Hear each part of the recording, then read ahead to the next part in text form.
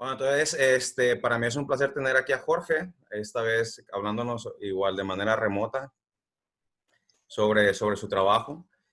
Jorge hizo el doctorado en México, en el INAOE. Bueno, ahorita nos dices que es el Instituto Nacional de Astronomía y ¿qué más?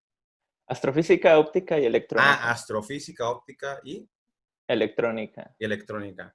Perfecto. Y entonces, después de eso, de su doctorado, se ha ido como investigador asociado a la Universidad de Texas en Austin. Eh, bueno, pues de postdoc, básicamente. Tiene alrededor de, bueno, un poco más de 20 artículos publicados y en todo su trabajo, creo que tu trabajo doctoral es con este artículo que lo publicaron en Nature Astronomy, ¿no? Parte, sí. Ajá, entonces tiene uno de estos trabajos publicados en esta revista que ustedes saben de más alto impacto. Y bueno, y hoy nos va a hablar sobre esto on the prevalence of dust obscure star formation. Bueno, creo que lo vas a hacer en español, ¿no? A Ujú. menos de que haya alguien que no hable castellano, o sea, él la puede también hacer en inglés. Eh, entonces, pueden manifestarse ahora. ¿Y qué más? Pues nada, bienvenido y gracias por aceptar nuestra invitación. Vale. No, pues gracias por la invitación y gracias a los que a los que se unieron para oír la charla.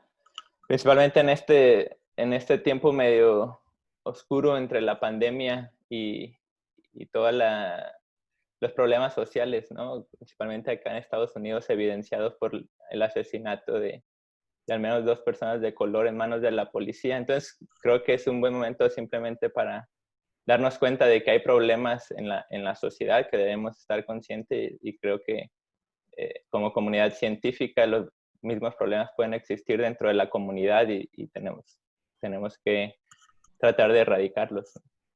Entonces, bueno, lo que voy a hablar es simplemente sobre formación estelar en el universo oscurecida por polvo y principalmente sobre una población de galaxias que conocemos como en inglés como Dusty Star Forming Galaxy o galaxias, quizá en español, como galaxias polvorientas con una formación estelar intensa.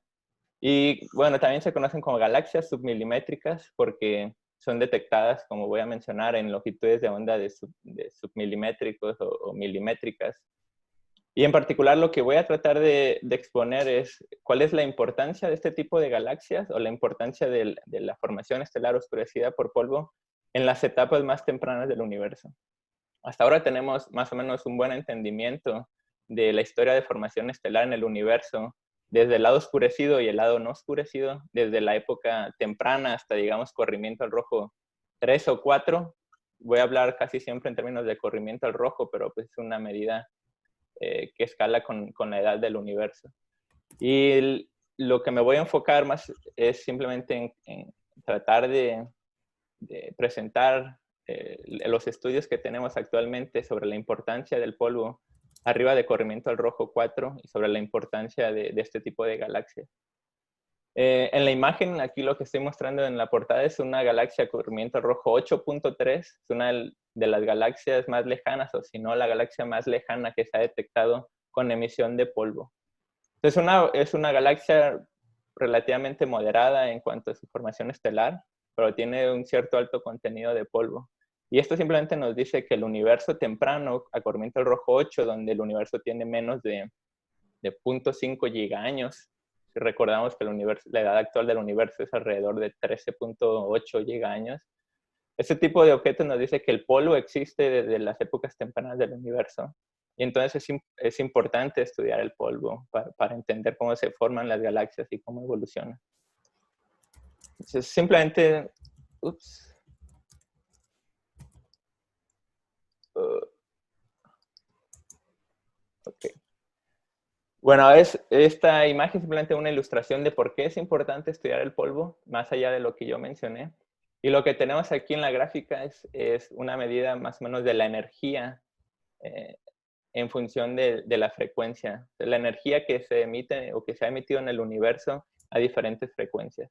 Como podemos ver, tenemos diferentes picos de emisión el pico más alto, el más intenso y que domina la mayoría de la radiación en todo el universo es el CMB, el CMB, que es el fondo cósmico de microondas, y es la radiación que se emitió después de la recombinación, cuando el universo se enfrió de tal forma que los átomos se pudieron formar, y entonces esta es una radiación que viene de esa recombinación.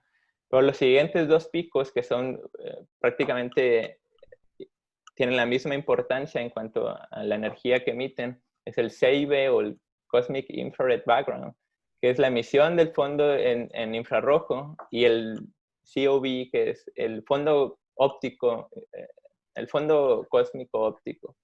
Prácticamente, si nosotros queremos estudiar el universo, los dos picos más importantes en cuanto a toda la radiación que se ha metido en el universo es la mitad de esta radiación se ha emitido en longitudes de ondas ópticas y la otra mitad se ha emitido en longitudes de ondas infrarrojas. O sea, el infrarrojo proviene en su mayoría de la emisión térmica del polvo y el óptico es emisión directa que vemos de las estrellas más otros procesos, probablemente en el gas y en el medio interestelar.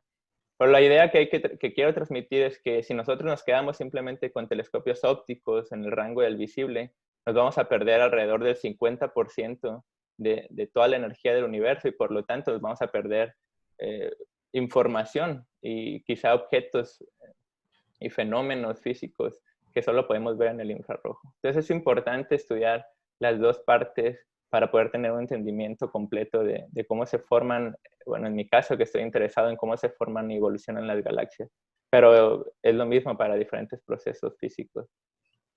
Y esto es simplemente una imagen, trata de ilustrar esta importancia. En la izquierda, esto es el mismo objeto. En la izquierda tenemos una imagen del, si no estoy mal, del Hubble Space Telescope, y es la galaxia M82, donde podemos ver es una galaxia más o menos de disco, y tiene cierto polvo evidenciado por estas manchas oscuras en el centro de la galaxia. Y a la derecha tenemos una imagen del mismo objeto, pero en longitudes de ondas infrarrojas. Entonces podemos ver que la estructura en el disco es incluso un poquito diferente, pero lo más importante a notar es que vemos una emisión en forma de una radiación bipolar hacia arriba y hacia abajo de la galaxia, que solo se ven en longitudes de onda del infrarrojo. Entonces, si queremos entender cómo se forman estos objetos y en general toda la fenomenología que pasa en la formación y evolución de galaxias, necesitamos tener un panorama completo en diferentes longitudes de onda, en el óptico, en el infrarrojo, e incluso ir a otras longitudes de onda, rayos gamma, rayos X y el radio. Bueno, incluso si hay, no sé si gente tenga algunas preguntas mientras voy hablando, creo que no sé qué tan complicado sea que vayan diciendo a la vez o si guardar todo hasta el final. Muy buen punto. Déjame ver el chat, no sé si haya preguntas de momento, pero creo que no. Vale. Lo que sí, Jorge, sí, no sé si puedas ir señalando con el mouse o alguna cosa así, porque justo vas narrando. Exactamente. No, o no se ve cuando lo tienes Cuando lo tengo en modo completo no se ve, pero bueno, creo que voy a hacer esto, va a funcionar. Ah, si quieres, sí, o sea, yo creo que está bien. Va. Ok, bueno, entonces particularmente de la población de galaxias que voy a hablar es sobre las galaxias que se detectan en longitudes de ondas submilimétricas y milimétricas, que por su detección se conocen como galaxias submilimétricas, pero también galaxias que son más débiles y la terminología actual para englobar una población más grande de todas las galaxias que emiten en estas longitudes de onda y que tienen polvo, más allá de llamar galaxias submilimétricas, utilizamos ahora el término de galaxias dusty star-forming galaxies, son galaxias polvorientas. Pero me voy a referir a las dos poblaciones como submilimétricas, simplemente para hacer más fácil la terminología. Y bueno, esta imagen, en este slide, lo que estoy presentando son dos diferentes observaciones de la misma región del cielo. Este es el Hubble Deep Field, observado en la izquierda con el telescopio espacial Hubble. Y a la derecha tenemos la misma región del cielo, prácticamente en la misma escala, pero observada con el JCMT a 850 micras. Entonces, esta es una imagen submilimétrica de la misma región del cielo que tenemos acá en una imagen óptica. Y este fue prácticamente uno de los primeros mapas submilimétricos que se hicieron, que fue un poco más de hace 20 años, que fue cuando los primeros telescopios submilimétricos empezaron a funcionar. Entonces, si podemos notar varias diferencias en realidad en las imágenes, en la izquierda tenemos de cientos a miles de objetos detectados. Y prácticamente cada uno de los objetos que estamos viendo son galaxias, a excepción de unos cuantos, como por ejemplo este, o estos son estrellas, pero todo lo demás que vemos son galaxias. Entonces, en una sola imagen tenemos cientos o miles de galaxias, y estas galaxias abarcan desde galaxias que están relativamente cerca a nosotros hasta las galaxias más lejanas del universo. Por otro lado, en el mapa submilimétrico lo que podemos ver de entrada es que es un mapa pues, bastante feo en cuanto a los detalles. Simplemente solo vemos como manchas y cada una de estas manchas son en realidad detecciones de galaxias. La primera cosa para simplemente indicar por qué hay esta diferencia en la nitidez o en el detalle de la imagen, tiene que ver con la resolución angular de los telescopios. Prácticamente la resolución angular nos dice el tamaño o la distancia a la cual podemos resolver cosas o ver o distinguir objetos. Y la resolución angular de un telescopio es inversamente proporcional a la longitud de onda que se observa.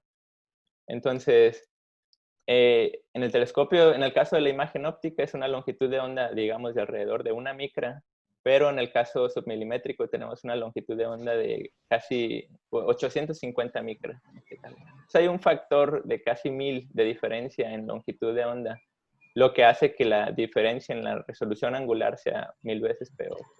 Quiere decir que si nosotros queremos tener una imagen de la misma nitidez o de la misma resolución angular que la imagen del Hubble, necesitamos un telescopio que sea 1000 veces más grande que el telescopio espacial Hubble, lo que es prácticamente imposible, pero la técnica de la interferometría lo que hace es simplemente tratar de reproducir telescopios de ese tamaño, de varios kilómetros. Entonces ahora con los interferómetros como ALMA, que está en Chile, podemos tener imágenes que son un poco más parecidas a este. Pero bueno, quitando la diferencia de la resolución angular, la otra diferencia clave entre estos dos mapas es que en este mapa solo tenemos 5 galaxias detectadas. Por ejemplo, esta, 1, 2, 3, 4, y no recuerdo si esta o alguna otra de acá. Entonces, comparando el mapa de la izquierda tenemos miles de galaxias y en el mapa de la derecha solo tenemos 5 galaxias detectadas. Sin embargo, estas galaxias que vemos aquí son galaxias muchísimo más extremas que las galaxias que se detectan en el óptico. La tasa de formación estelar de estas galaxias, que quiere decir el ritmo al cual se están formando estrellas, es alrededor de 100 veces o 1000 veces mayor que la formación estelar que hay en promedio en estas galaxias. Eso quiere decir que si nosotros sumamos o contamos la formación estelar total que producen estas galaxias, es probablemente incluso menor o del mismo orden de magnitud que la tasa de formación estelar que contribuyen solo estas 5 galaxias. Entonces, estas 5 galaxias cambian, desde el descubrimiento de esta población de galaxias, cambian nuestro entendimiento de cuál es la historia de formación estelar en el universo. La otra cosa es que estas 5 galaxias son prácticamente invisibles, o sea, no están acá. ¿Por qué? Porque están totalmente oscurecidas por polvo. Y al estar oscurecidas por el polvo, la imagen en el óptico es bastante débil. Otra diferencia es que la mayoría de estas 5 galaxias están en un corrimiento al rojo entre 2 a 4, y en cambio estas galaxias de la izquierda están en un corrimiento al rojo muchísimo más extendido, desde corrimiento al rojo menor a 1 hasta corrimiento al rojo 10 quizá. Entonces, si nos vamos a los resultados originales de este artículo de 1998, donde se describe el descubrimiento de este tipo de galaxias, podemos notar aquí la tabla de los 5 objetos detectados. Pero lo importante a recalcar es que previo a estas observaciones, las mediciones que existían de la densidad volumétrica de la tasa de formación estelar, que es lo que se muestra en este eje, que es simplemente una medida de cuántas estrellas se están formando cada año por unidad de volumen, en función de corrimiento al rojo. Entonces, en cada época del universo, cuál es la cantidad de estrellas que se están formando por unidad de volumen. Entonces, las estimaciones previas a este mapa submilimétrico están indicadas por esta zona gris. Entonces, prácticamente nos indica que el universo tuvo un pico de formación estelar, o la formación estelar máxima del universo se dio entre corrimiento rojo 1 o 2. Sin embargo, cuando descubrimos estas 5 galaxias y se ve o se estima que la mayoría de estas 5 galaxias están entre un corrimiento al rojo entre 2 y 4, está ilustrado por esta barrita, y si contamos la tasa de formación estelar que contribuyen a estas 5 galaxias, se estima un valor alrededor de esta región.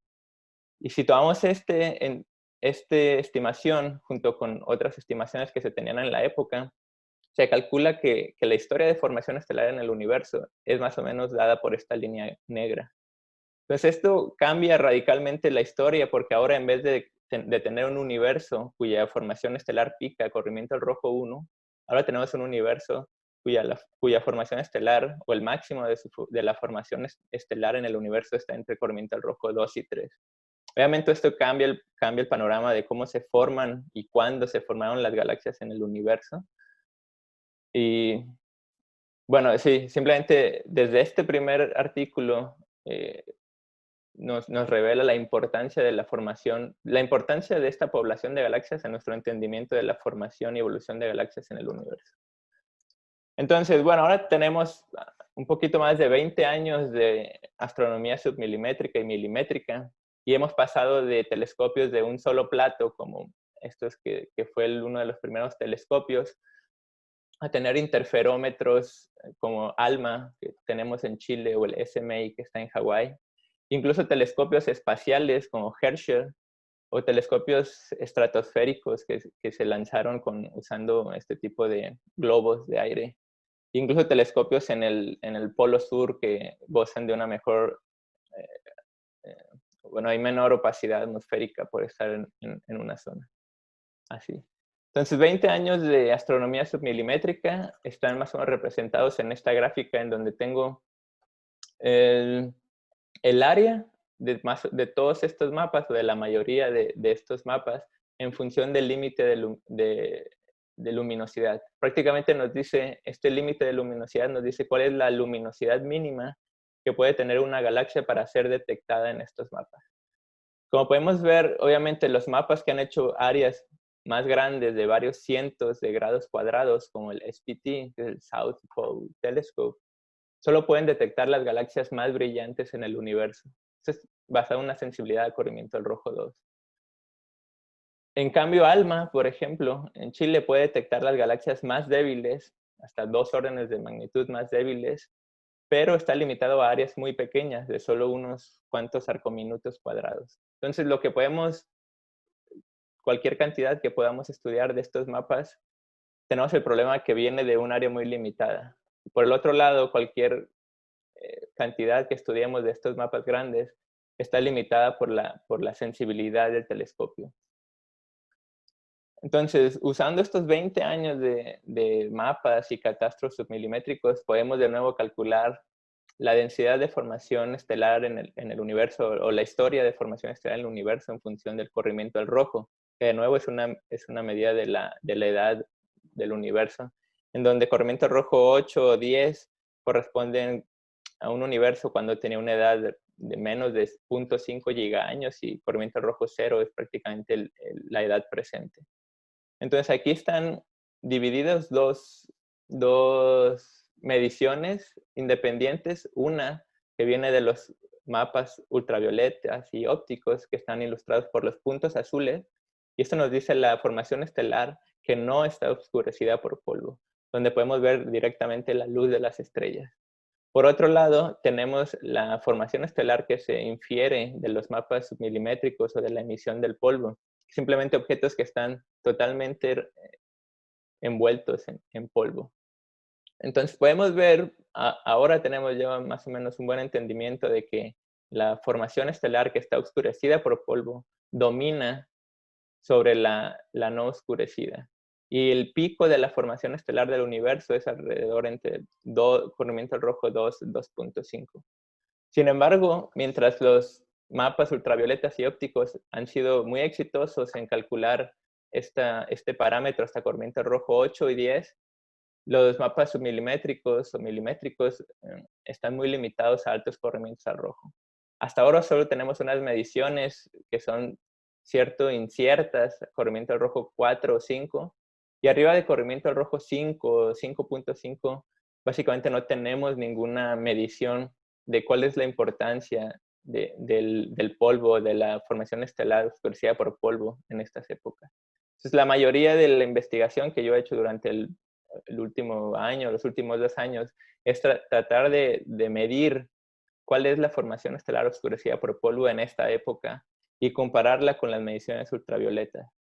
Saber, por ejemplo, si el polvo sigue dominando en esta época temprana o es despreciable. Si existe mucho polvo en la época temprana, eso pone en cierta tensión nuestros modelos de formación, de evolución de galaxias y de hecho los modelos de formación de polvo, porque el polvo requiere, o la mayoría del polvo, al menos el que se forma en las estrellas evolucionadas, requiere cierto tiempo de quizás hasta 1 gigaño para poderse formar. Y si tenemos mucho polvo en esta época, quiere decir que el polvo se está formando por otros mecanismos que desconocemos, o que son diferentes, no desconocemos, pero que son diferentes al polvo que se forma en épocas más tardías del universo. Entonces, bueno, esa es la pregunta que he tratado de responder en investigación en los últimos años, es saber qué es lo que nos estamos perdiendo. Hay muchas más galaxias submilimétricas en esta región que no podemos ver, o simplemente el polvo prácticamente es nulo y los estudios ópticos y ultravioleta representan prácticamente es una buena aproximación a la formación estelar total del universo. Y en realidad hay varios estudios que indican que el polvo es despreciable o mínimo, si no despreciable, es mínimo en las épocas tempranas. Y son estudios que han hecho inferencia de la presencia de polvo indirectamente a través de ciertos métodos que no voy a discutir. Pero bueno, creo que el panorama actual, al menos desde la comunidad de ultravioleta óptica, más o menos se está de acuerdo en que el polvo es mínimo o debe ser despreciable. Sin embargo, existen objetos que hemos detectado, que son objetos extremos, galaxias polvorientas extremas a altos corrimientos al rojo. Uno de estos es un objeto en el que yo participé, que identificamos con el Gran Telescopio Milimétrico en México, en donde en este caso, por ejemplo, vemos una galaxia, es una imagen óptica, la parte verde, y vemos una galaxia central, y en el fondo, en rojo, tenemos detecciones de ALMA en forma de un arco. Simplemente es una galaxia que está amplificada gravitacionalmente. Lo que tenemos en el medio es la galaxia que está haciendo el efecto de amplificación gravitacional, y en el fondo, llamados arcos gravitacionales que vienen de una predicción de la teoría de relatividad de Einstein. Tenemos la galaxia lejana, es una galaxia submilimétrica, un corrimiento rojo 6.3. 6.0 prácticamente. Esta galaxia 6.3 es una galaxia que fue detectada con Herschel inicialmente. Esta galaxia de acá también fue detectada con Herschel inicialmente. Y es una galaxia con una formación estelar súper extrema de más de 1000 masas solares por año. Es casi 1000 veces más grande que nuestra propia galaxia, la Vía Láctea. Y en este lado tenemos la galaxia más lejana que se ha detectado usando mapas milimétricos o submilimétricos. Es una galaxia detectada con el SPT, con el telescopio del Polo Sur, y está un corrimiento rojo de 6.9. Y de nuevo tiene una masa bastante extrema y una formación estelar muy grande. Obviamente mi favorita de estas tres pues, es esta galaxia que publicamos en Nature Astronomy y que fue también la portada de la revista de ese mes. En el centro pues, es una ilustración artística de la galaxia, que tenemos de nuevo la galaxia central que está haciendo la amplificación gravitacional, y en el fondo estos arcos de Einstein que representan la galaxia lejana. Y ese es el espectro en el cual confirmamos la distancia de esta galaxia y su corrimiento al rojo. Detectamos varias líneas de emisión, 2 líneas del monóxido de carbono y una línea de agua. El agua, de hecho, es un elemento bastante abundante en el universo. Y otra línea de carbono ionizado que detectamos con con otro telescopio que nos estoy mostrando aquí. El problema es que estas 3 galaxias son galaxias que están amplificadas gravitacionalmente y por lo tanto es difícil estimar cuál es la densidad de esta galaxia, la densidad volumétrica de esta galaxia. ¿Por qué? Porque es probable, por ejemplo, que estas galaxias sean las únicas 3 galaxias a este corrimiento al rojo en el universo. Entonces, si nosotros suponemos que estas 3 galaxias son las únicas 3 galaxias a corrimiento al rojo 6 y calculamos su densidad volumétrica, entonces nosotros tenemos un valor bastante por debajo o despreciable comparado con las mediciones ultravioleta. Pero estas galaxias están amplificadas, quiere decir que nosotros las vimos simplemente por el hecho de que su flujo fue amplificado por otra galaxia. Y si no tuviéramos este efecto, estas galaxias estarían debajo del límite de detección de los mapas submilimétricos. Entonces es probable que haya muchas más galaxias debajo del límite de detección de los mapas y que no los podemos ver simplemente porque nuestros mapas no son lo suficientemente profundos para detectar estas galaxias. Entonces, por ejemplo, si uno supone que estas galaxias son relativamente comunes y que hay una cada grado cuadrado o cada 10 grados cuadrados, entonces podemos calcular una densidad volumétrica que estaría más o menos en este rango. Quiere decir que con los estudios actuales o con las observaciones actuales no podemos dar un valor estadístico confiable y prácticamente los errores que tenemos son de más de dos órdenes de magnitud y no podemos concluir si el polvo es importante o no a corrimientos al rojo alto. Y simplemente para ilustrar... Jorge, Sí. disculpa por interrumpirte. ¿Te No, voy no está bien. interrumpiendo cuando haya preguntas o los dejamos al final? No, me parece bien que me vayas interrumpiendo. Vale, entonces hay un par de preguntas y simplemente para eso, para que vayan quedando, yo creo que claras en este momento.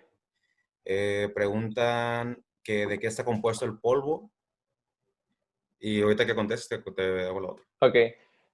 Bueno, el polvo cósmico más o menos creemos que está compuesto, o se sabe que está compuesto de silicatos y carbonáceos. Entonces son moléculas complejas de silicio y carbono. Básicamente, el polvo cósmico a altos corrimientos al rojo, el polvo cósmico primordial, es posible que tenga una composición diferente al polvo que tenemos más cerca, pero hasta ahora no se sabe realmente cómo es el polvo que está en edades más tempranas, ¿no? Es parte de las preguntas que tenemos, pero en general simplemente es carbono o silicio, compuestos complejos basados en carbono o silicio. Y luego hay otra pregunta, dice, el corrimiento al rojo me dice qué tan lejos está la galaxia, no sé, qué tan vieja es la galaxia o ambas, no sé.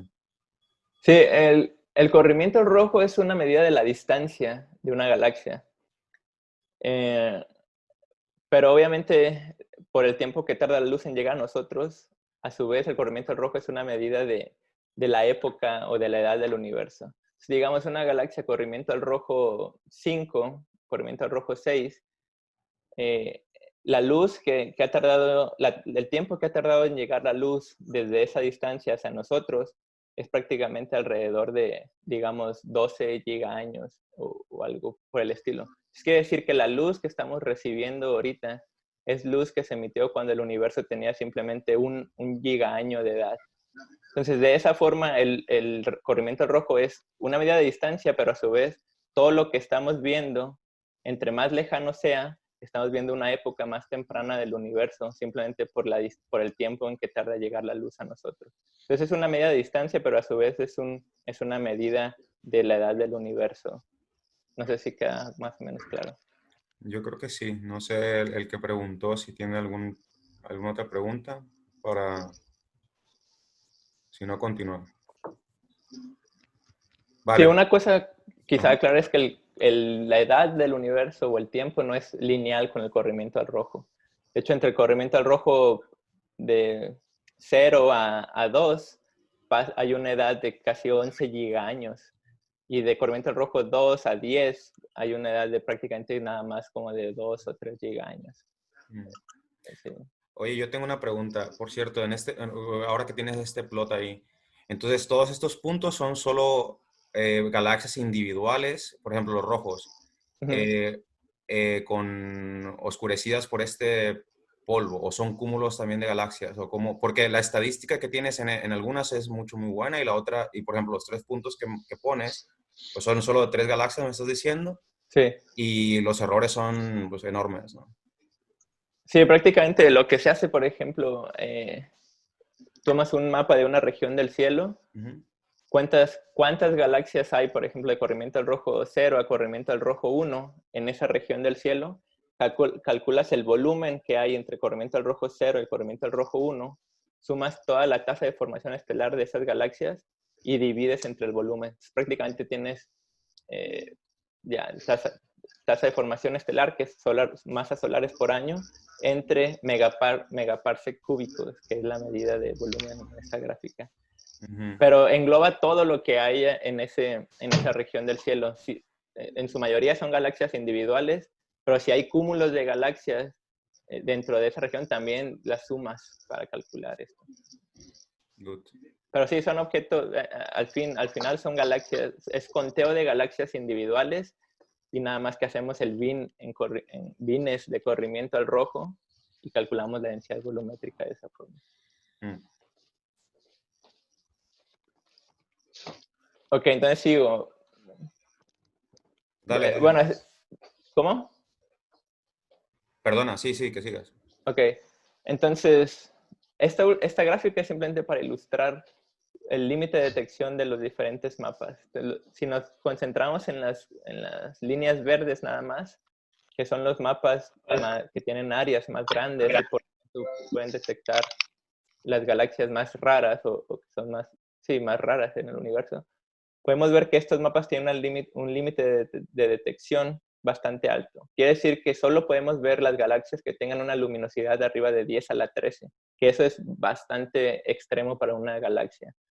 Entonces aquí en estos mapas de grande área, solo podemos ver los objetos más extremos. En cambio, en estos mapas, que son mapas más profundos y hechos con telescopios más modernos y más grandes, en estos mapas sí podemos ver galaxias que son menos extremas, entre comillas. Pero, entonces sí, bueno, en estos mapas podemos detectar galaxias hasta corrimiento rojo 6 o más alta, pero el problema es la identificación de estas galaxias. Para poder saber que hay una galaxia corrimiento rojo 6, prácticamente tenemos que tener corrimientos al rojo espectroscópicos para todas las galaxias que se detectan en estos mapas y después contar cuántas hay corrimientos al rojo altos y calcular esta densidad volumétrica que comentaba acá. Y eso es bastante problemático porque calcular corrimientos al rojo espectroscópicos para las galaxias submilimétricas es muy difícil. Una, porque son galaxias lejanas y otras porque están totalmente oscurecidas por polvo. Y por lo tanto, todos los métodos que tenemos para calcular corrimientos al rojo basados en observaciones ópticas no los podemos utilizar porque son muy débiles en longitudes de onda óptica. Entonces, el panorama actual, prácticamente tenemos dos escenarios bastante opuestos y extremos. Un escenario en donde las galaxias polvorientas dominan la formación estelar, la historia de formación estelar en el universo hasta las edades más tempranas. Y de hecho hay trabajos que han concluido esto basado en observaciones. Pero por otro lado tenemos otro escenario en donde nos dice que las galaxias submilimétricas o las galaxias con polvo prácticamente no dominan arriba de corrimiento al rojo 6. Y no simplemente que no dominan, sino que son prácticamente inexistentes. Y hay trabajos en la literatura que también nos han llegado a esta conclusión. Entonces la pregunta es cómo hay diferentes trabajos con conclusiones tan opuestas. Y la respuesta es que prácticamente la diferencia entre este escenario, en donde las galaxias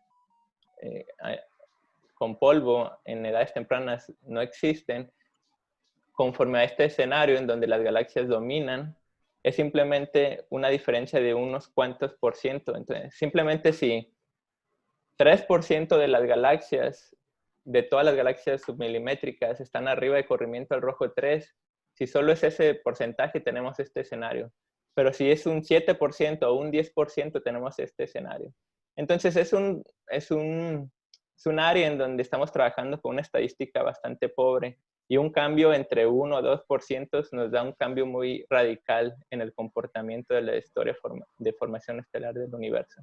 Entonces, por eso que es difícil calcular este valor y por lo tanto es por eso que tenemos trabajos en la literatura que han llegado a conclusiones muy divergentes. Y simplemente para ilustrar lo difícil que es calcular corrimientos al rojo para este tipo de galaxias, voy a hablar un poco rápidamente sobre esta galaxia que se llama Aztec 2 o Aztec 3, simplemente porque fue detectado con la cámara Aztec. Aztec 2 es una de las galaxias más brillantes en longitudes de onda milimétricas y se conoce desde hace más de 10 años. Sin embargo, desde alrededor de hace unos 10 años, esta galaxia se ha identificado como una galaxia corrimiento al rojo 1.1. Y aquí vemos, esta es la posición de la galaxia que se tiene con observaciones interferométricas. Y estos rectángulos indican la posición de espectros que se han tomado usando diferentes telescopios. Un espectro con el VLT, que es un telescopio que está en Chile, y un espectro con el telescopio Keck, que es un telescopio que está en Hawái. Y ambos instrumentos, ambos telescopios nos dieron un resultado, el mismo resultado, que existe una galaxia corrimiento rojo 0.3, que es la que tenemos aquí, y que es el espectro que vemos aquí debajo, en este caso para el espectro del VLT y en este caso para el espectro de Keck. Y una galaxia que está corrimiento rojo 1.1, que está asociada con este espectro que tenemos aquí. Entonces, esta galaxia, Aztec 2, ha sido identificada como una galaxia con corrimiento al rojo de 1.1 y se ha usado este corrimiento al rojo por más de 10 años. Simplemente algunos ejemplos de tablas en donde se ha visto este corrimiento al rojo y están publicados en estos artículos. Sin embargo, nosotros recientemente obtuvimos observaciones de ALMA para este objeto y lo que identificamos es que la emisión de ALMA, que es la emisión milimétrica, realmente no proviene de esta galaxia, que es la galaxia corrimiento rojo 1.1. Proviene de una región del cielo un poquito más al norte, en donde en la imagen óptica, de hecho, que es la imagen de fondo, no vemos nada, ningún objeto. Pero en la imagen milimétrica vemos la detección de ALMA y aparte en la imagen del radio tomada con un telescopio llamado el VLA, vemos emisión en la misma región. Y no solo eso, sino que hay dos componentes, quiere decir que Aztec 2 realmente son dos galaxias que están en estas dos regiones y que no está asociada con la galaxia corrimiento rojo 1.1, por la cual se le asoció desde hace más de 10 años. Entonces, utilizando las observaciones de ALMA, nosotros identificamos de nuevo estas dos galaxias, Aztec 2A y Aztec 2B, y calculamos su corrimiento rojo espectroscópico y resulta ser que esta galaxia es un corrimiento rojo de 4.6. Esto es basado en dos líneas, la línea del carbono 2 y la línea del monóxido de carbono que utilizamos el telescopio NOEMA también. Esto es simplemente para ilustrar lo difícil que es obtener corrimientos al rojo espectroscópicos para este tipo de galaxias. Y no simplemente que es difícil obtenerlos, sino que es fácil confundir estas galaxias con otras galaxias que están en la vecindad y por lo tanto tomar un corrimiento rojo que es erróneo. Si tenemos un alto o un porcentaje significativo en donde hemos hecho este tipo de confusiones, quiere decir que nuestras estimaciones de la historia de formación estelar del universo va a ser muy diferente. Esto es un poquito más simplemente sobre la física o sobre la dinámica en particular de esta galaxia Aztec 2. Y lo que vemos aquí es la línea de emisión detectada con Aztec, pero estamos viendo diferentes regiones de la galaxia. Y de un lado, la emisión en rojo lo que indica es que la galaxia se está alejando de nosotros. Por eso la línea de emisión está corrida hacia el rojo, o sea, redshifted. Y del otro lado tenemos la línea de emisión que está acercándose a nosotros. O sea, este lado viene para acá y por eso está blue shifted, corrida al azul. Entonces lo que estamos viendo es una galaxia que realmente tiene este movimiento. Quiere decir que es una galaxia que está rotando. Y aquí eso es evidencia también de la rotación. Pero bueno, es simplemente para decir que esta galaxia, a corrimiento rojo 4.6, es una galaxia bastante masiva con una formación estelar muy alta. Y al parecer es un disco que está en rotación, como los discos que vemos en corrimientos al rojo más cercanos o en el universo más cercano. Y esto es importante, de nuevo, para saber cómo se forman y evolucionan las galaxias. Porque antes nosotros pensábamos que en las edades más tempranas del universo no podíamos tener estos discos masivos que estuvieran rotando. Pero esta galaxia es evidencia de uno de este ejemplo, que podemos tener en las épocas tempranas del universo discos masivos que ya están en formación y que ya están rotando de la misma forma en que rotan las galaxias más cercanas. Entonces, de nuevo, calcular corrientes al rojo espectroscópicos es importante, y es importante simplemente porque la diferencia entre este escenario extremo y este otro escenario es simplemente de unos cuantos por ciento. Saber si un cuánto por ciento de las galaxias están a corrimiento rojo arriba de 4 o de 6, o si están a corrimiento rojo más cercano. El problema es que cuando vamos a corrimientos al rojo más lejanos, arriba de 6, es mucho más difícil calcular corrimientos al rojo, cada vez más difícil. ¿Por qué? En primera, porque la línea de emisión del monóxido de carbono, que es la línea más brillante en estas galaxias, empieza a estar fuera de los telescopios actuales, fuera del ancho de banda de los telescopios actuales. Y las líneas que podemos ver, como vemos en esta gráfica, de hecho, estas líneas negras que tenemos aquí debajo son las transiciones del monóxido de carbono. Esta es la transición 1,0, 2A1, 3A2, 4,3 y así sucesivamente. Y arriba de corrimiento al rojo 6 que tenemos aquí, las líneas que podemos ver o las transiciones que podemos ver son simplemente transiciones altas. Digamos la transición 6,5, 7,6, 8,7. Y si vemos esta gráfica de acá, que nos dice la luminosidad de cada una de estas transiciones, este J6 corresponde a la transición 6,5, por ejemplo, y las transiciones mayores de 8 a 10 corresponden a estas transiciones mayores. Entonces, la luminosidad de estas transiciones altas es mucho más baja que la luminosidad de las transiciones entre 4 y 5. Eso quiere decir que arriba de corrimiento rojo 6, en donde solo podemos ver las transiciones más altas, solo podemos ver líneas que son mucho más débiles y por lo tanto son mucho más difíciles de detectar. Entonces, arriba de corrimiento rojo 6, el monóxido de carbono deja de ser una línea muy brillante y por lo tanto tenemos que explorar otros tipos de líneas de emisión para poder calcular corrimientos al rojo espectroscópicos. Y algunas posibles soluciones que se han puesto en la literatura es usar el carbono 2, el oxígeno, que se cree que es abundante en este tipo de galaxias. Y este es otro ejemplo en el que a esta galaxia de corrimiento al rojo 6 que había mencionado anteriormente, recientemente le detectamos una línea de emisión del oxígeno. Esto fue utilizando un telescopio que está también en Chile, es un telescopio APEX, y es la primera detección del oxígeno del 63 micras en una galaxia tan lejana. Existen detecciones en galaxias entre corrimiento al rojo 3 y mucho más locales, pero esta es la primera detección de una galaxia arriba de corrimiento al rojo 4 y de hecho es una galaxia de corrimiento al rojo 6. Lo interesante es que la luminosidad del oxígeno 1 de esta línea es más brillante que el carbono 2, que es la línea que se ha usado más comúnmente después del monóxido de carbono. Entonces es simplemente un ejemplo en donde hemos detectado una línea y esta línea es muy prometedora para calcular corrimientos rojos espectroscópicos de este tipo de galaxias. Pero bueno, volviendo a la pregunta inicial, entonces queremos saber cuál es la importancia del polvo en el universo lejano y saber si nos estamos perdiendo una población importante en estas épocas o no. Entonces, como mencioné, es difícil hacer conteos individuales y calcular corrimientos al rojo espectroscópicos para todas las galaxias que existen. Entonces, lo que hemos desarrollado nosotros es una metodología un poco indirecta para calcular o estimar la densidad volumétrica de este tipo de galaxias en las épocas más tempranas del universo. Prácticamente es un modelo en donde nosotros adoptamos o exploramos diferentes escenarios digamos, vamos a suponer que este es nuestro escenario real y vamos a combinar esto con nuestra información sobre cómo emiten las galaxias a diferentes longitudes de onda, que es la distribución espectral de energía de las galaxias, y vamos a estimar cuál es el número de galaxias que esperaríamos encontrar en diferentes mapas. Y después, basado en las predicciones de nuestro modelo, vamos a comparar las predicciones de nuestro modelo con los datos reales de los telescopios y ver si tenemos un exceso de fuentes o lo contrario.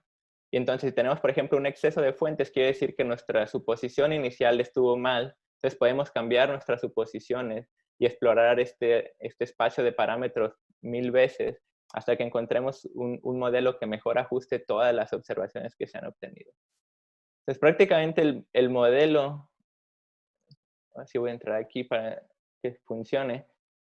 Está basado, uno, en la función, la función de luminosidad en el infrarrojo, que prácticamente nos dice el número de galaxias que hay a cada luminosidad en función de corrimiento rojo. Es decir, cuál es la densidad de galaxias en función de corrimiento rojo y en función de su luminosidad.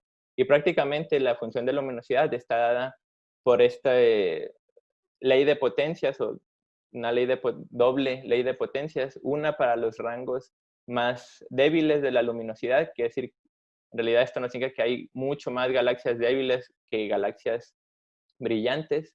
Entonces tenemos una función de luminosidad descrita por esta ley de potencias. Una pendiente para las galaxias débiles y otra pendiente para las galaxias brillantes. Entonces, si nosotros combinamos esto con la distribución espectral de energía, la distribución espectral de energía simplemente nos dice cuál es el flujo de la galaxia a diferentes longitudes de onda para cada luminosidad. Y nosotros adoptamos una relación empírica que existe en la literatura en el cual las galaxias más brillantes, las galaxias más luminosas que corresponden a estas, son las galaxias más luminosas, tienen una temperatura del polvo más alta. Entonces, usando eso y una ley de cuerpo negro modificado, podemos estimar el flujo a diferentes longitudes de onda. Y las galaxias más débiles tienen una temperatura de polvo más fría. Entonces, esta relación entre luminosidad y temperatura de polvo está dada por este diagrama, pero aquí en vez de mostrar temperatura de polvo, lo que estoy mostrando es el pico de la distribución espectral de energía, que está relacionado con la temperatura del polvo por la ley de Wien de un cuerpo negro. Entonces, una vez que tenemos la luminosidad de las galaxias y sabemos cómo emiten las galaxias a cada longitudes de onda, nosotros podemos crear mapas de la misma región del cielo, son mapas simulados de la misma región del cielo a diferentes longitudes de onda. Digamos a 850 micras, 1 milímetro, 2 milímetros. Y cada uno de estos mapas los podemos ahora convolucionar con un beam de telescopio para poder tener un mapa que sea muy parecido al mapa que obtenemos de un telescopio. Y debemos añadir ruido para simular el ruido instrumental que está siempre en estos mapas obtenidos por los telescopios. Entonces, si seguimos este modelo, lo que tenemos al final, por ejemplo, son simulaciones del cielo a diferentes longitudes de onda, yendo desde 70 micras hasta 2 milímetros. Y cada una de estas simulaciones representan instrumentos o telescopios reales. Estos PACS es un instrumento del telescopio espacial Herschel. Esta es otra cámara de un telescopio JCMT, es la cámara Aztec, la cámara Gizmo. Entonces, esta imagen es la misma región del cielo de nuestras simulaciones, pero a diferentes longitudes de onda. Y como podemos ver, hay galaxias que se repiten en todos los mapas. Estas dos galaxias están aquí, pero empiezan a ser invisibles a otras longitudes de onda. Esto se debe a la longitud de onda que estamos viendo, pero también al ruido instrumental en el mapa. Entonces hay galaxias que podemos ver aquí, por ejemplo esta la vemos aquí, pero acá es muy débil. Entonces una vez que tenemos estos mapas simulados, nosotros podemos contar cuántas galaxias hay en estos mapas y hacer una estimación que llamamos el número de cuentas. Prácticamente es el número de galaxias en función del flujo, está dado por esta grafiquita, y después podemos comparar el número de cuentas que nosotros estimamos de aquí con el número de cuentas de observaciones reales. Y en este caso, por ejemplo, nuestro modelo nos da este número de cuentas en donde tenemos un exceso de fuentes aquí comparado con las observaciones reales y quizá un exceso de fuentes acá también comparado con las observaciones reales. Entonces, lo que tenemos que hacer para poder reproducir las observaciones reales es cambiar nuestra función de luminosidad. Por ejemplo, que esto sea ahora más plano o la parte brillante sea ahora más plana a diferentes corrimientos al rojo y explorar esto 1.000.000 de veces hasta que tengamos un modelo que más o menos reproduzca aquí. Entonces, hemos hecho esto con las simulaciones y aquí, por ejemplo, están mostrados dos diferentes escenarios. Uno donde el universo tiene muchísimo polvo en edades tempranas y otro donde el universo prácticamente no tiene polvo. Y una de las cosas interesantes que encontramos es que a longitudes de onda cortas, a 250 micras hasta 500 micras, la diferencia entre estos dos escenarios es prácticamente nula. ¿Por qué? Porque los mapas que detectamos a estas longitudes de onda están dominados por galaxias cercanas. No, quiere decir que esto no importa cuál diferente sea la función de luminosidad en el universo lejano, porque todos estos mapas están dominados simplemente por galaxias cercanas, en donde los dos modelos son iguales. Entonces, lo que encontramos también es que para poder diferenciar entre estos dos modelos, lo más importante es tener mapas a longitudes de onda más altas. En vez de 250 micras, 350 micras, es mejor ir a longitudes de onda de 1 milímetro, que son 1000 micras, o 2 milímetros, corresponde a 2000 micras. Entonces, esta fue la razón por la que nosotros decidimos hacer un mapa a 2 milímetros con ALMA, y que es el cual muestro aquí en el fondo. También es importante recalcar que nuestro mapa con ALMA es el mapa más grande que se ha hecho con ALMA buscando este tipo de galaxias submilimétricas. Mapas anteriores han sido de esta dimensión, de solo unos cuantos arcominutos cuadrados, mientras nuestro mapa tiene un área total de 180 arcominutos cuadrados. Ese es uno de los mapas, de los primeros mapas que se hicieron con ALMA. De nuevo, unos cuantos arcominutos cuadrados. Estos son mapas un poco más grandes y ese es el mapa anterior más grande que se había hecho. Y nosotros hemos hecho este mapa y es el único mapa aparte que se ha hecho una longitud de onda de 2 milímetros. La mayoría de estos estaban a una longitud de onda de 1 milímetro. Entonces, nosotros buscamos galaxias dentro de nuestro mapa y estos son ejemplos de algunas de las galaxias que hemos detectado. Aquí tenemos, cada fila es la misma galaxia y cada columna identifica nada más diferentes observaciones. Esas son observaciones con el telescopio Hubble, esas observaciones en el infrarrojo cercano. Este es nuestro mapa de 2 milímetros y este es en el radio a 10 centímetros. Entonces, simplemente para recalcar que hemos calculado corrimientos al rojo para algunas de estas. Estos dos son corrimientos al rojo espectroscópicos. Y una de estas galaxias, corrimiento rojo de 5.85, es la galaxia más lejana detectada en el milimétrico que no está amplificada. Recordemos que las otras 3 galaxias arriba de corrimiento rojo 6 todas están amplificadas gravitacionalmente. Y esta galaxia parece que no está amplificada gravitacionalmente. Entonces, el mapa a 2 milímetros parece que funciona para detectar galaxias que son lejanas, como podemos ver aquí. Otra cosa interesante es que tenemos este tipo de objetos que son brillantes a 2 milímetros y a 4.5 milímetros, pero que son invisibles para el telescopio espacial Hubble. Y eso que el telescopio espacial Hubble puede detectar galaxias muy, muy lejanas, pero aún así podemos ver que estas galaxias oscurecidas son prácticamente invisibles en las imágenes del Hubble. Entonces, de nuevo, es importante tener estas imágenes submilimétricas. Este es simplemente el espectro para esta galaxia de corrimiento rojo 5.85, en donde de nuevo detectamos una línea del monóxido de carbono y una línea de agua con el cual confirmamos el corrimiento al rojo. Y de este mapa a 2 milímetros, que de nuevo lo muestro aquí, lo que hemos estimado es el número de cuentas a 2 milímetros, que nos dice la densidad superficial de galaxias en función del flujo. Ahora que tenemos esta nueva restricción del número de cuentas, lo que vamos a hacer es ir de nuevo a nuestro modelo,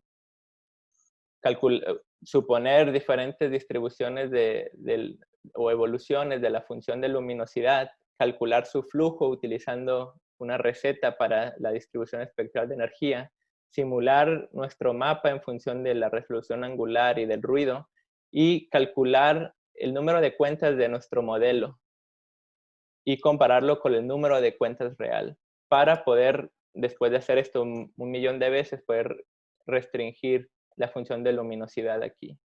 Entonces, hemos hecho esto con nuestros datos de ALMA, no solo con nuestro mapa a 2 milímetros que está ilustrado aquí, pero también incluimos las restricciones de otros mapas. Este es otro mapa de ALMA a 1.2 milímetros y este es otro survey de ALMA a 3 milímetros. Estas restricciones vienen de este mapa, las restricciones de 2 milímetros vienen de este mapa y las restricciones de 3 milímetros vienen de este artículo. Entonces podemos ver el número de cuentas observado en los mapas reales son estos puntos azules o estos círculos azules, y el número de cuentas que nosotros derivamos de nuestro modelo, quiere decir el número de cuentas que mejor ajusta, que nosotros calculamos de nuestro modelo, está dado por las líneas grises que vemos acá. Entonces, nuestro modelo puede reproducir simultáneamente el número de cuentas a estas 3 longitudes de onda. Y al hacer esto podemos restringir los parámetros de nuestro modelo. Prácticamente lo que hemos restringido, está en estas 3 gráficas, son 3 parámetros que exploramos. Uno es la función, es la pendiente de la función de luminosidad, prácticamente esta parte de aquí, de la función de luminosidad, y hemos encontrado este valor que está dado por alrededor de menos 0.4. Hemos restringido también cómo evoluciona la densidad de galaxias en función de corrimiento al rojo. No hablé sobre los detalles del modelo, pero simplemente la función de luminosidad, como dije antes, está dividida en la parte débil de las galaxias y en la parte brillante. Pero aparte tenemos el número de galaxias o una normalización al número de galaxias para cada corrimiento al rojo que está dado por este parámetro psi. Y este parámetro sí evoluciona de cierta forma hasta un corrimiento al rojo dado y después parece que decrece. Entonces, este decrecimiento es lo que hemos calculado con este otro parámetro. Y aparte hay otro parámetro beta que tiene que ver con la emisión del polvo, pero no voy a entrar en los detalles. Al final, lo que simplemente hemos hecho es que hemos restringido, hemos constreñido la función de luminosidad en el infrarrojo en función de corrimiento al rojo. Y al hacer esto, lo que tenemos ahora es un modelo que puede reproducir la mayoría de las observaciones que se tienen desde hace 20 años, en el cual nosotros sabemos ahora, basado en este modelo, cuál es el número de galaxias que hay para cada luminosidad y para cada corrimiento al rojo. Entonces, si ahora nosotros tomamos nuestro modelo e integramos todas las galaxias en función del corrimiento al rojo, lo que vamos a tener ahora es la gráfica que he venido mostrando desde el principio. De esta integral lo que podemos derivar es la tasa de formación estelar volumétrica, o la historia de formación estelar en función del corrimiento al rojo. Estos son los puntos o los trabajos que se han hecho que hay reportados en la literatura, que prácticamente es equivalente. Esta gráfica que estoy mostrando aquí es equivalente a esta gráfica. Tenemos los puntos rojos, son los trabajos de la literatura del submilimétrico, y los puntos azules del ultravioleta en el óptico. Y es lo mismo que estoy mostrando aquí. Y en naranja lo que tengo es el resultado de nuestro modelo, que, claro, este modelo que puede restringir o que puede reproducir este número de cuentas. Esta región naranja sombreada es el resultado de este modelo. Como podemos ver, podemos tener una medición de la densidad de la formación estelar del universo hasta corrimiento al rojo 6 a 8. Entonces, prácticamente, usando esta forma indirecta, hemos calculado por primera vez cuál es la densidad de formación estelar oscurecida por polvo en estas épocas tan tempranas, arriba de corrimiento al rojo 6 y yendo un poco más arriba de corrimiento al rojo 8. La respuesta a la pregunta que he estado poniendo a lo largo de la plática es prácticamente el polvo es mucho menos importante que la formación estelar que no está oscurecida por polvo. Quiere decir que el polvo ya no domina, y de hecho hay una época de transición alrededor de corrimiento al rojo 4 o 5, en donde el universo deja de ser dominado por polvo y es ahora dominado por la tasa de formación estelar que no está oscurecida por el polvo. Entonces parece indicar los resultados de este modelo que el polvo es, como se había discutido basado en otros estudios indirectos, que el polvo no es tan importante y que entonces las mediciones que tenemos actuales desde el ultravioleta, que corresponden a la formación estelar que no está oscurecida por el polvo, es una buena aproximación a la tasa de formación estelar total del universo. Entonces esto pone una restricción muy importante de nuevo a la formación del polvo también. Sabemos que el polvo es mínimo en esta época y quizá estas cantidades de polvo podemos explicarlas con los modelos actuales. Y este comportamiento debe ser también explicado por cualquier modelo de formación y evolución de galaxias. Entonces no solo es una de las primeras mediciones del polvo en esta época, sino que esto es importante para poder entender globalmente cómo se forman las galaxias, cómo evolucionan, cuáles son los procesos físicos que llevan a la formación del polvo en esta época. Desde luego tenemos una alta incertidumbre aquí que está dada en parte por nuestros modelos, pero en parte también por las observaciones limitadas que tenemos. Y para saber cuál es la fracción real que está oscurecida por polvo, o sea, tener una medición que sea mucho más precisa, necesitamos hacer de nuevo mapas más grandes y calcular corrimientos de rojo espectroscópicos para cada una de las galaxias. Eso necesitamos telescopios más potentes de los que tenemos ahora, o al menos surveys sean más grandes que los que se han realizado hasta ahora. Y quizá lleve algunos años o hasta media década para poder tener una medición mucho más precisa. Entonces, esta medición, aunque es incierta, pues algo incierta a estas épocas, es una medida muy importante de la prevalencia del polvo en la época temprana. Y bueno, esto es algo que estamos trabajando, todavía no está publicado, pero queremos publicarlo pronto. Y estamos simplemente tratando de ver cuál es el impacto de nuestras suposiciones en nuestro modelo y checar que cualquier suposición que hemos hecho no afecte tanto las predicciones del modelo. Entonces, es trabajo que está todavía en preparación. Y de nuevo, para poder restringir esto de una manera más precisa, necesitamos telescopios e instrumentos o mapas que deben ser mucho más potentes de los que tenemos ahora. Y eso en parte va a ser el objetivo de la siguiente generación de telescopios submilimétricos y milimétricos, e incluso en el radio, yendo hasta este NGVLA. Y bueno, esto es en general lo que pensaba contar.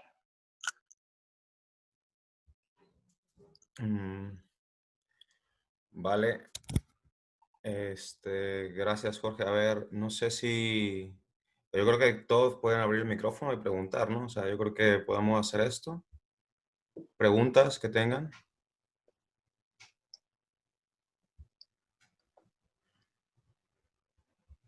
Hola.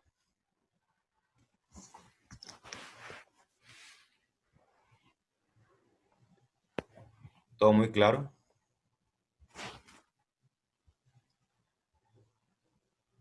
A ver... What are the Pregunta en el chat. redshifts of the HST dark galaxies? Pregunta Lauren, no sé qué, no. Chemin.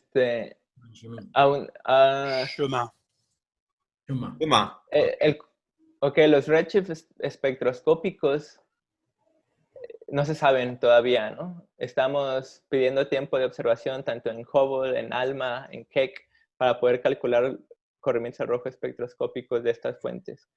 Sin embargo, tenemos ciertas mediciones fotométricas. Quiere decir que tenemos una cierta medición del corrimiento rojo, pero no tan precisa. Y este es el corrimiento rojo de las 13 fuentes que se detectaron en nuestro mapa de 2 milímetros. Algunas son muy inciertas en corrimiento rojo, puede ser todo esto, pero todas las galaxias que hemos detectado están arriba de corrimiento rojo 2. Las estrellas son corrimiento rojo espectroscópico, o sea que tenemos un valor bastante preciso. Pero el resto, me parece que estas HST Dark Galaxies pueden ser esta o esta. Corrimiento rojo entre 4 o 5 sería la respuesta. Y preguntan qué tipo de galaxias predominan en el universo temprano. Bueno, basado en este resultado, que es en lo que estamos trabajando últimamente, si tomamos el universo temprano como arriba de corrimiento al rojo 6, que es cuando el universo tiene menos de 1 gigaaño, las galaxias que predominan o las galaxias que contribuyen más a la tasa de formación estelar de todo el universo son las galaxias detectadas en el óptico o en el ultravioleta. Prácticamente son galaxias que no están oscurecidas por polvo. Esas son las galaxias que contribuyen más a la tasa de formación estelar de una forma global. Y de la misma forma, las galaxias con polvo vienen siendo una contribución menor o cada vez más insignificantes en cuanto nos movemos a épocas más tempranas del universo.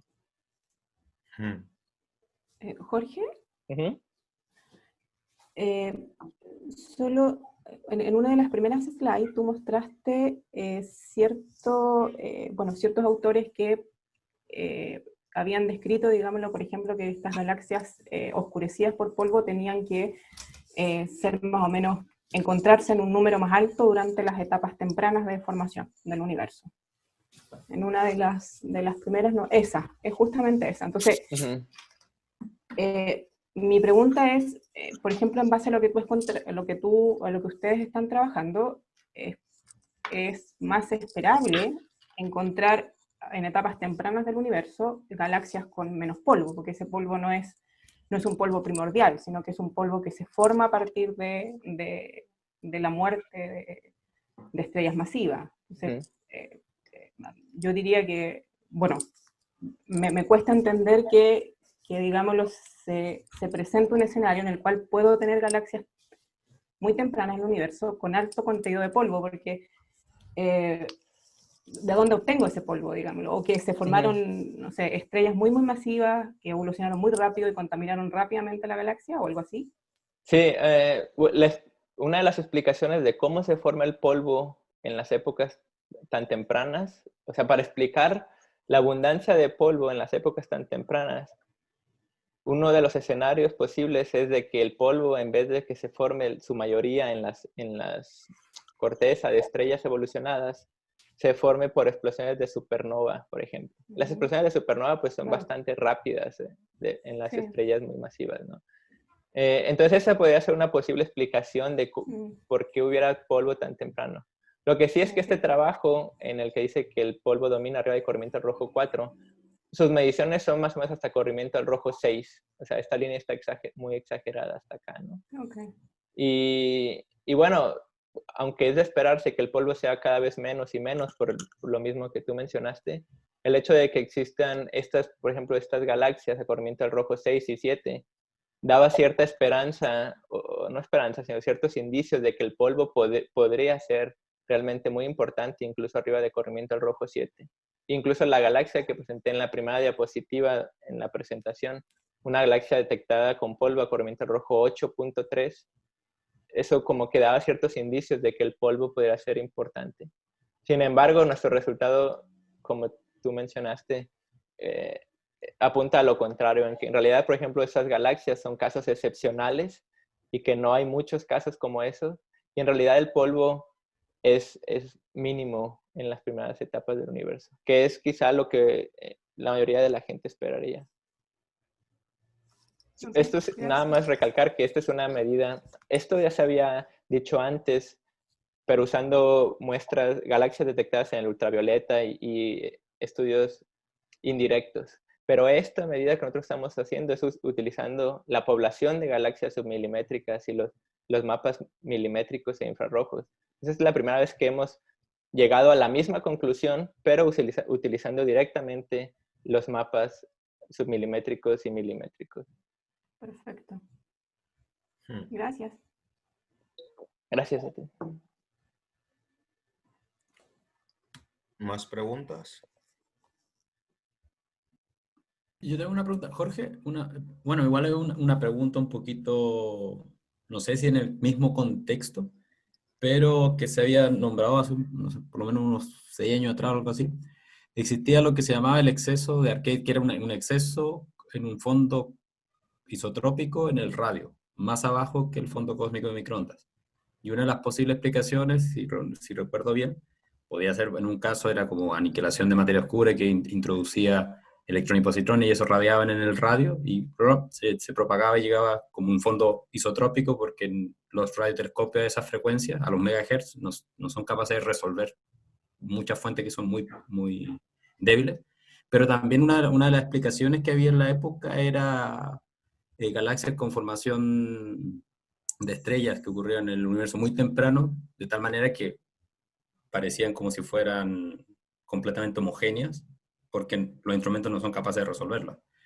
Entonces, me llamaba la atención en una parte cuando hablaba sobre el conteo de fuentes, que no sé si, porque claro, eso es un tema que tiene por lo menos 8 años atrás o algo así, de antigüedad. Entonces, no sé si este análisis que estás haciendo tú, o si has escuchado sobre este fondo cósmico, bueno, no fondo cósmico, fondo isotrópico en el radio, si tiene alguna relación con los estudios, porque esto ocurre en el radio, claro, es otra longitud de onda, pero también se comentaba que podía ser relacionado con emisión de polvo y de galaxias con formación de estrellas en el universo muy temprano, o sea, galaxias muy antiguas.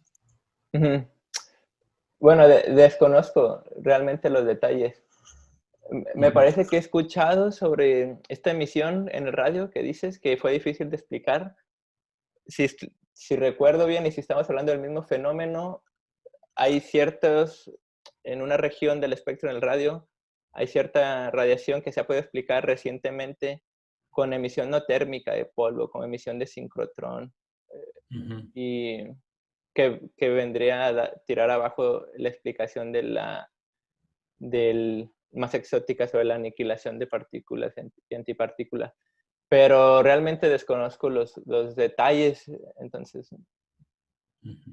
Sí, otra pregunta, en tu primera transparencia, tu primera diapositiva que pusiste, que salía toda la emisión del fondo, o sea, la emisión del fondo extragaláctico de radiación. Estaba Sí. tu frase en inglés. Entonces, esas dispersiones que tiene la longitud de onda más grande o más pequeña simplemente es porque el universo no es una sola componente, no es como la emisión de cuerpo negro, que es el CMB, que está bastante bien definido. Todo lo otro es porque en algunas partes llega... Sí. No es tan isotrópico ese... Sí, esta dispersión en parte viene de la misma... Si tú miras a una región del cielo, puedes encontrar cierto valor y miras a otra región, puedes encontrar otro valor ligeramente distinto. Pero me parece que en su mayoría estos errores vienen dadas por la misma instrumentación de los telescopios. O sea, al menos en la parte infrarroja, estas mediciones vienen de un telescopio de hace 30 años, si mal no recuerdo, un telescopio llamado COBE. Entonces, el error en la medición absoluta, en el valor absoluto que dan, es bastante grande. Entonces, simplemente es un error instrumental debido a la calibración. O sea, no hay un buen objeto como calibrar la escala absoluta del instrumento, y entonces esta dispersión tiene que ver mucho con el error instrumental del propio instrumento, que en ese caso es hace más de 30 años. Creo que hay proyectos que están intentando medir esto de nuevo de forma mucho más precisa. Para de nuevo es importante tener un valor absoluto con un error bajo o chico. Es importante para poder comparar esto con las predicciones de modelos de formación y evolución de galaxias en el universo. Vale. Entonces, por ejemplo, esa parte por la instrumentación y la parte con rayos gamma y rayos gamma, que también tiene una dispersión grande, básicamente falta de estadística, porque no llegan tantos rayos gamma como para... Sí, en el caso de los rayos gamma, siento yo que es algo estadístico. Hay muy pocas fuentes que se conocen. Claro. En el caso de infrarrojo y óptico, estas variaciones de cielo a cielo, cuando te vas a escalas de algunos grados cuadrados o decenas de grados cuadrados, prácticamente se pierden. O sea, las variaciones son dentro de escalas de 1 grado cuadrado o menos. Ya cuando haces mapas un poco más grandes, estadísticamente tienes la misma emisión. En el rayo gamma creo que sí es más importante la variación de campo a campo. Vale. ¿Hay una pregunta, César? Sí, hay una pregunta, te la leo, la lees. How many galaxies from your samples are there in Hubble UDF? Bueno, acá Chandra Deep Field South. There will be very deep HI observations by Meerkat of the CDFS in a few years from now, blah, blah, which would be very complementary to your surveys. Yeah, I'm going to answer in English. Yeah, for good. completeness. This survey that we did with ALMA is on Cosmos. So it's a different field that UDS or the other ones that he mentioned or she mentioned. So this field is in Cosmos, but we have some HST observation in Cosmos which are here.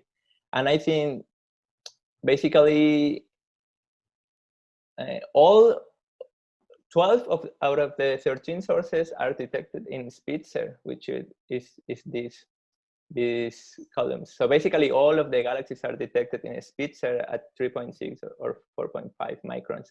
But I would say that probably 80% of them are detected in HST. But there are at least 2 that are not detected in HST.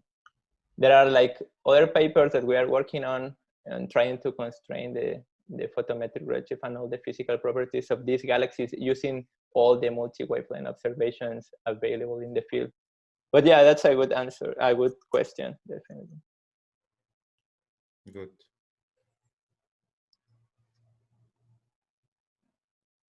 ¿Alguien ¿Puedo hacer una más? pregunta? Dale, dale. Claro. Respecto a cuáles son, o sea, las expectativas de nuevas observaciones que para complementar su trabajo en los próximos años, no sé si nuevos telescopios, nuevos tipos de mediciones o lo que sea. ¿Qué esperan en los próximos años? Sí, específicamente sobre esta muestra de galaxias detectadas a 2 milímetros, que son 13 galaxias que tenemos aquí en el mapa. Lo que sigue, prácticamente lo que estamos tratando de hacer es calcular corrimientos al rojo espectroscópicos para todas ellas. Entonces estamos pidiendo tiempo de observación en ALMA para sacar espectros de cada una de las fuentes y también observaciones en Hubble para poder calcular la masa estelar de estas galaxias. Cuando sabemos la masa estelar podemos calcular otro tipo de propiedades, ¿no? Pero específicamente para esta muestra queremos observaciones de ALMA para calcular sus corrimientos al rojo y observaciones del Hubble para calcular masas estelares. En general, para mover el proyecto en general hacia adelante y minimizar los errores que tenemos ahora, lo que necesitamos son mapas, principalmente nosotros creemos a 2 milímetros es la longitud de onda ideal para realizar estos estudios, pero necesitamos mapas muchísimo más grandes. Este mapa son 180 arcominutos cuadrados, pero es prácticamente lo máximo que puedes hacer por ALMA. ALMA, al ser un interferómetro, tiene un campo de visión bastante limitado. Y de hecho, hacer este mapa nos llevó alrededor de 1500 apuntados con ALMA. O sea, estamos haciendo un mosaico de 1500 apuntados. Y es bastante ineficiente utilizar ALMA para hacer este tipo de mapas, pero es el único telescopio que puede observar a 2 milímetros a estas profundidades. Entonces, la próxima generación, lo que quisiéramos hacer es tener un mapa similar a la misma profundidad, a 2 milímetros, pero abarcando alrededor de un grado cuadrado. Las estadísticas que vamos a sacar de ahí serán muchísimo mejores para restringir el modelo y en general para restringir la abundancia de este tipo de galaxias en el universo temprano. Gracias. Oye, bueno, ¿alguien más quiere preguntar? Una pregunta corta con respecto a lo que estabas comentando recién. Jorge, pero entonces, ¿pueden utilizar, por ejemplo, LOFAR o SKA para complementar las medidas de ALMA? Porque también están como... No me acuerdo si trabajan en las mismas longitudes de onda o... Sí, LOFAR y SKA están mucho más en el radio. Pero se pueden utilizar porque el radio es también un buen trazador de la formación estelar oscurecida. Simplemente porque hay una relación entre el infrarrojo y el radio. Entonces, si tú supones esa relación, puedes calcular la formación estelar. Y en el radio, tanto LOFAR y principalmente SKA van a ir muchísimo más profundo que los mapas grandes que tenemos ahora. Entonces, va a ser posible detectar galaxias hasta corrimiento del rojo 10 y poder hacer estos conteos muchísimo más precisos. También, claro, con el James Webb, un telescopio que próximamente se va a lanzar, aunque vienen diciendo eso de hace como 5 años. Pero otro tipo de instrumentos, el GTM en México tiene nueva instrumentación que va a poder hacer este tipo de mapas. El proyecto NGVLA, que es un proyecto también de Estados Unidos para hacer algo parecido a SKA, pero a frecuencias un poco más altas. Sí, el radio va a ser también una buena banda para hacer esas estimaciones, sin duda. Sorry to interrupt. There will be the survey LADUMA with MeerKAT in a few years from now, which will be to make a very ultra deep observations in H1 gas. That's why I was asking the question of the complementary with the CDFS. Okay. Because MeerKAT LADUMA will target CDFS. Okay. Well, in that case, I think we should target that field at 2 millimeter with other telescopes. Exactly. This is what I meant. I think actually the LNT in Mexico is planning to do simultaneous observation at 1.1, 2 millimeter, and 1.4 millimeter. in different fields, and I think that field will be included. But yeah, if you will have that such of observation, it will be really interesting to complement that with this millimeter observation in the same field. I think that's a great idea.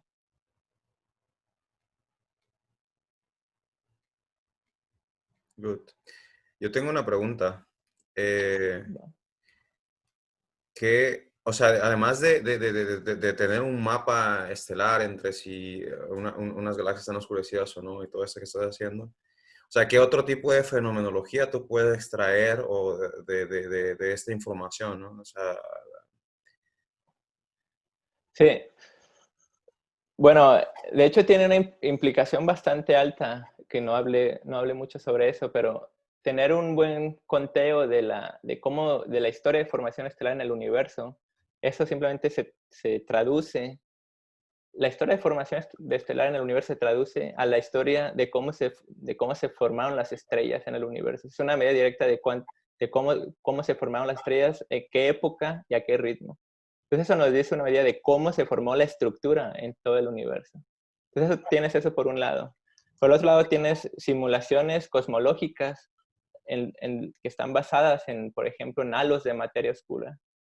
Y estos halos de materia oscura, que son las condiciones iniciales, y de ahí formas todas las galaxias y formas toda la estructura. Y al final de la simulación cosmológica, lo que haces es comparar en general todas las propiedades estadísticas con los mapas actuales y con estas medidas, por ejemplo, con la formación estelar la historia de formación estelar del universo. Entonces, si tú tienes esto, simplemente comparando la misma gráfica, la historia de formación estelar del universo, desde las simulaciones con las observaciones, ahí puedes restringir fenomenología relacionada a la materia oscura, ¿no? Cómo interacciona, cómo se forma la estructura dentro de los halos de materia oscura. Eso es una implicación referente a materia oscura. Otra implicación es simplemente la química del universo. ¿En qué época se formó el polvo? ¿Qué tipo de elementos necesitas? ¿Qué procesos necesitas para formarlo y a qué tasa? Esto está relacionado también con las supernovas. Las supernovas forman elementos, forman polvo, pero también lo destruyen porque es una explosión bastante energética.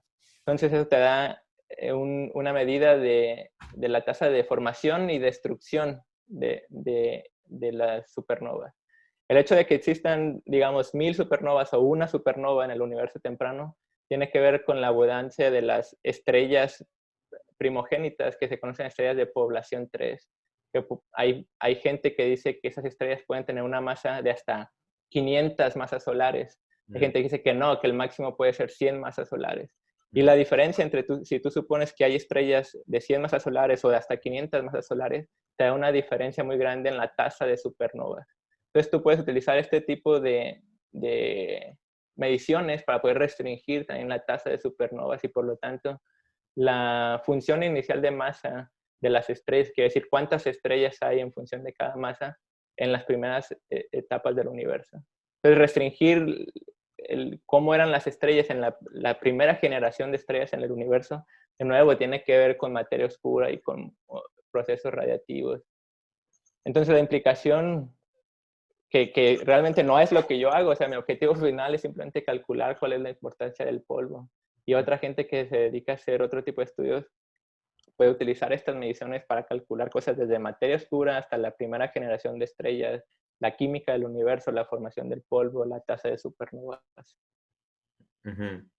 Sí, porque justo, o sea, bueno, ya hiciste mención, porque justo te iba a decir, ya que estás mencionando materia oscura, ¿cómo yo podría saber alguna implicación directa desde tus plots? Así que haya alguna información que yo pueda extraer, ¿no? Pero bueno, ya me estoy diciendo. Sí, creo, por ejemplo, en las simulaciones hay parámetros, desconozco los detalles, pero hay parámetros de cómo interacciona la materia oscura o la temperatura relacionada a la materia oscura. Y si tú varías eso, cambia el número de galaxias que obtienes en cada época del universo. Entonces, de esta forma podrías más o menos utilizar estas mediciones para restringir parámetros físicos o parámetros importantes de materia oscura, por ejemplo. Ahora, otra pregunta, entonces, bueno, y además de de la manera en que tú haces un modelo es en base a, o sea, ajustas tus funciones con las leyes de potencia, pero no hay un modelo, o sea, no hay un modelo como hacer, digamos, como un Big Bang, un modelo cosmológico, estándar, modelo cosmológico que te diga el ritmo de formación o sea, tiene que ser así o así, o siempre tiene que ser bajo la simulación y ajuste de tus parámetros. O sea, es un poco circular porque ciertos modelos que sí te dicen en vez de adoptar este modelo matemático, ¿no? Tú puedes adoptar lo que viene de los resultados de una simulación cosmológica, en donde te dice cuántas galaxias hay en cada época y todo. Y meter eso como input a nuestro modelo y hacer de nuevo todo. El problema es que, de nuevo, bueno, una cosa que nosotros decimos hacer esto es simplemente por simplicidad computacional. Muchísimo más fácil adoptar una ley de potencias que tiene un break a un punto para poblar nuestras simulaciones y volver a hacer este proceso iterativo. Aún así, el modelo es más o menos pesado computacionalmente porque el hecho de convolucionar un mapa tan grande con el haz de telescopio, incluir ruido, todo eso o sea, computacionalmente no es tan sencillo. Si quisiéramos adoptar un modelo o los resultados de una simulación cosmológica, el problema es que la mayoría de las simulaciones cosmológicas no tienen bien implementado el proceso de polvo. ¿Por qué? Por lo mismo que se desconoce desde su química, su importancia, su radiación, y usan simplemente recetas para transformar, digamos, de cierto límite de formación estelar, lo convierten a emisión submilimétrica, suponiendo una receta. Entonces creo que al estado actual de las simulaciones, suponer algo que viene de una simulación cosmológica tiene más suposiciones que las suposiciones más sencillas que nosotros estamos haciendo en nuestro modelo.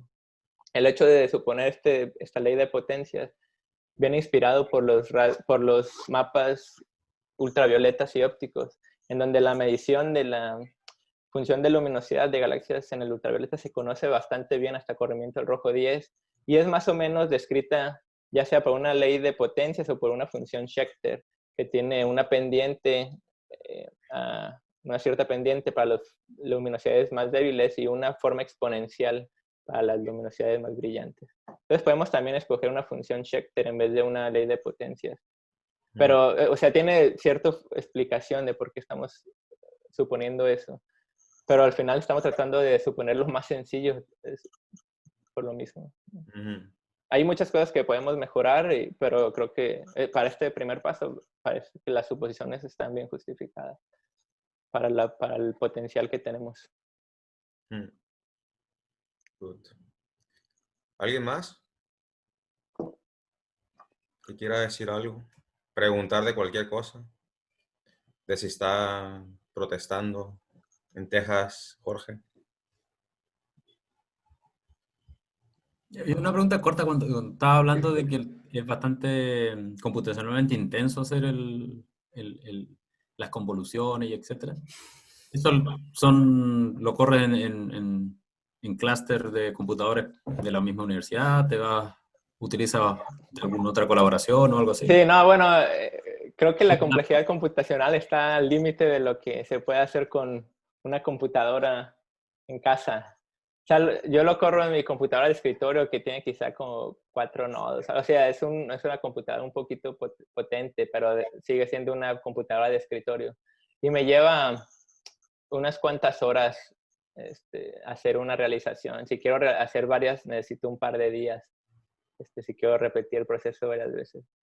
Creo que sí, está en el rango entre que si pedir tiempo para un clúster o no, como que está en ese límite. O sea, podemos hacer más si lo hacemos en un clúster o no, pero hasta ahora lo estoy corriendo en una computadora relativamente normal. Vale. Pues dale, no sé si querías otra foto, Roberto, si no tienen problema con eso. Sí, porque ahora somos más personas. Ya. Por favor, si se pueden... Y así va a quedar bonito el póster de saludo. Bueno, había más gente, pero se van. Escucharon Ya fotos no y se quieren fueron. aparecer. Exacto. Bueno, se vuelven a... los que... Loreto, no sé si... ¿Y el resto? Si se quiere mostrar. alguien, No estoy en bueno, condiciones para aparecer. exacto, entonces Ah, también, vale. Bueno, saco otra foto y después las compongo con la foto anterior. Ya, dale, sonrían.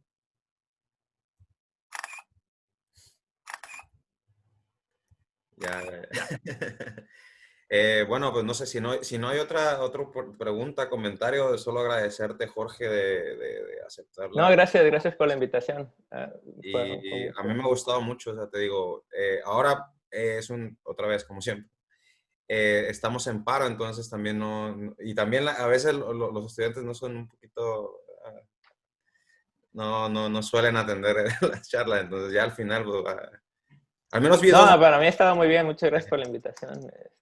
yo sí vi dos estudiantes, o tres, no sé, bueno, Felipe también creo, pero sí, o sea, sí, al menos hubo chicos que se enteran de lo que está pasando, ¿no?